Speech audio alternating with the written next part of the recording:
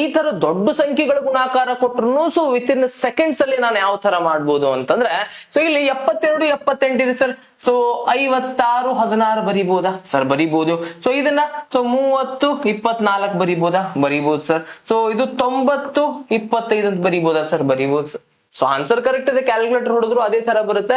But ಇಷ್ಟು ದೊಡ್ಡ ಸಂಖ್ಯೆಗಳನ್ನ seconds ಅಲ್ಲಿ ಹೆಂಗ್ ಮಾಡಿದ್ರಿ ಅಂತಂದ್ರೆ, ಸೊ ಇದಕ್ಕ ಕೆಲವೊಂದು ಪ್ಯಾಟರ್ನ್ ಇದೆ. ಸೊ ವೇದಿಕ್ ಮ್ಯಾಥ್ಸ್ ಅಲ್ಲಿ ಕೆಲವೊಂದು ಪ್ಯಾಟರ್ನ್ ಇದ್ದಕ್ಕೆ ಕೆಲವೊಂದು ಟ್ರಿಕ್ಸ್ ಯಾವ ತರ ಇರುತ್ತೆ ಅದನ್ನು ಇಲ್ಲಿ ಹೆಸರು ಹೇಳುತ್ತೆ. ಸಮ್ ಟು 10 ಟ್ರಿಕ್ ಅಂತಂದ್ರೆ, ಸೊ ಬಿಡಿ ಸ್ಥಾನಗಳನ್ನ ಕೂಡಿಸಿದಾಗ 10 ಆಗ್ಬೇಕು, ಮತ್ತೆ ಅವುಗಳನ್ನ ಬಿಟ್ಟು ಬಾಜು ಇರುವಂತ ಸಂಖ್ಯೆಗಳೇನಾಗಬೇಕು? ಸೇಮ್ ಇರಬೇಕು.